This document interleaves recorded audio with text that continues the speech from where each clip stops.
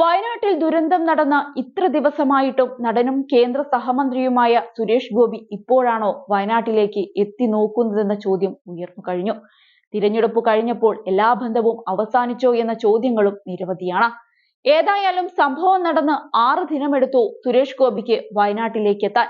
ഇങ്ങനെയാണോ ഒരു കേന്ദ്ര സഹമന്ത്രി സ്വന്തം നാടിനോട് ചെയ്യേണ്ടത്?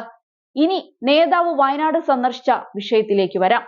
ദുരന്തം ഏറ്റവും കൂടുതൽ ബാധിക്കപ്പെട്ട മുണ്ടക്കൈ, ചുരൽമല, പുഞ്ചിരിമട്ടം പ്രദേശങ്ങളിലാണ് അദ്ദേഹം സന്ദർശനം നടത്തിയത്. ദുരന്തഭൂമി സന്ദർശിച്ച ശേഷം അദ്ദേഹം രക്ഷാപ്രവർത്തനത്തിന് നേതൃത്വം നൽകുന്ന സൈനിക ഉദ്യോഗസ്ഥരുമായി കൂടിക്കാഴ്ച നടത്തി. മേഖലയിൽ നടന്ന രക്ഷാപ്രവർത്തനങ്ങളെക്കുറിച്ച് സൈനിക ഉദ്യോഗസ്ഥർ സുരേഷ് ഗോപിയോട് വിശദീകരിച്ചു. വയനാട് ദുരന്തം ദേശീയ ദുരന്തമായി പ്രഖ്യാപിക്കുന്നതിന്റെ നിയമവശങ്ങൾ പരിശോധിക്കേണ്ടതുണ്ടെന്ന് സുരേഷ് ഗോപി രാവിലെ പറഞ്ഞിരുന്നു. ദുരന്തം ബാധിക്കപ്പെട്ടവരുടെ മാനസിക ആരോഗ്യത്തിനും പുനരധിവാസത്തിനുമാണ് ഇപ്പോൾ പ്രാധാന്യം നൽകുന്നതെന്നും അദ്ദേഹം വ്യക്തമാക്കി. എല്ലാ കാര്യങ്ങളും കേന്ദ്രം വിലയിരുത്തുന്നുണ്ടെന്നും അദ്ദേഹം പറഞ്ഞിരുന്നു. നേരിൽ കണ്ട് മനസ്സിലാക്കുന്ന കാര്യങ്ങളെല്ലാം കേന്ദ്ര സർക്കാരിനെ അറിയിക്കുമെന്ന് സുരേഷ് ഗോപി അറിയിച്ചു. പ്രധാനമന്ത്രി നരേന്ദ്രമോദി നേരിട്ട് നിർദ്ദേശിച്ചതിന് പിന്നാലെയാണ് സുരേഷ് ഗോപി ദുരന്തമുഖത്തെത്തുന്നത്. കൂടുതൽ കേന്ദ്ര സഹായം ദുരന്ത മേഖലയിലേക്ക് എത്തിക്കാൻ സുരേഷ് ഗോപിക്ക് കഴിയുമോ എന്നാണ് ഇനി അറിയേണ്ടത്.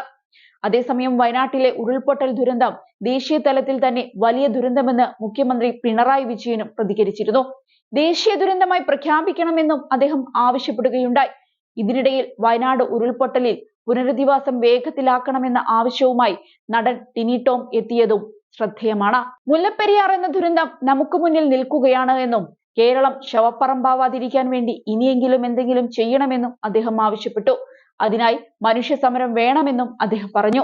വയനാടിനെ സഹായിക്കാനായി കേരളം ഒന്നിച്ചു നിൽക്കണം. ഇതിനോടകം ഒരുപാട് പേര് സഹായിക്കുന്നുണ്ട്. അത് മലയാളിയുടെ ഭാഗ്യമാണെന്നാണ് അദ്ദേഹം പറയുന്നത്. വിദേശത്ത് പരിപാടിക്കായി പോകുമ്പോൾ വയനാടിനെ സഹായിക്കാനായി അഭ്യർത്ഥിക്കുമെന്നും ടിനി ടോം എടുത്തു പറഞ്ഞു. പ്രകൃതിയോട് കരുതലോടെ ഇടപെടണം. വിദേശത്തൊക്കെ മലയോര പ്രദേശത്ത് ടെന്റാണ് വെക്കാൻ അനുവാദം. മരങ്ങൾ വെട്ടി കോൺക്രീറ്റ് കെട്ടിടങ്ങൾ നിർമ്മിക്കുന്നത് മണ്ണിന്റെ ഫലം നഷ്ടപ്പെടുത്തുന്നു. ഇവിടെ പാവപ്പെട്ടവരാണ് മലമുകളിൽ താമസിക്കുന്നത്. അവർക്ക് പാർപ്പിടത്തിന് ആവശ്യമായ സുരക്ഷിതമായ സ്ഥാനം സർക്കാർ നൽകണം. ഗാർഗിൽ കമ്മിറ്റി റിപ്പോർട്ടിൽ തന്നെ നമ്മൾ കുറച്ചു വർഷങ്ങൾക്ക് ശേഷം ദുരന്തത്തെ അഭിമുഖീകരിക്കുമെന്ന് പറയുന്നുണ്ട്. അത് നമ്മൾ ഇപ്പോൾ കണ്ടു. പുനരധിവാസം സർക്കാരിന്റെ മുൻഗണനയിൽ ഉണ്ടാകണമെന്നും നടൻ ചൂണ്ടിക്കാട്ടി. മുണ്ടക്കൈ, ചുരൽമല ഉരുൾപൊട്ടൽ ദുരന്തത്തിൽ കാണാത്തവർക്കായി 6ാം ദിവസവും ഇന്ന് തിരച്ചിൽ തുടരുകയാണ്. 1264 പേർ 6 സംഘങ്ങളായാണ് പരിശോധന നടത്തുന്നത്. പുഞ്ചിരിമട്ടത്ത് ആദ്യമായി മണ്ണുമാന്തി യന്ത്രം എത്തിച്ചുള്ള തിരച്ചിലും ആരംഭിച്ചിരുന്നു. മൃതദേഹങ്ങൾ കണ്ടെത്താൻ സൈന്യം കൊണ്ടുവരുന്ന റഡാറുകളും ഇന്ന് പ്രദേശത്ത് ഉപയോഗിക്കും. ദൗത്യം അവസാന ഘട്ടത്തിലാണെന്ന് കഴിഞ്ഞ ദിവസം വാർത്താ സമ്മേളനത്തിൽ മുഖ്യമന്ത്രി അറിയിച്ചിരുന്നു. അതേസമയം ഉരുൾപൊട്ടൽ ദുരന്തത്തിലെ മരണസംഖ്യ 365 ഉയർന്നിട്ടുണ്ട്.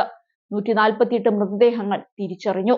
ഇനി 200-ലധികം പേരെയാണ് ദുരന്ത മേഖലയിൽ നിന്നും കണ്ടെത്താനുള്ളത്.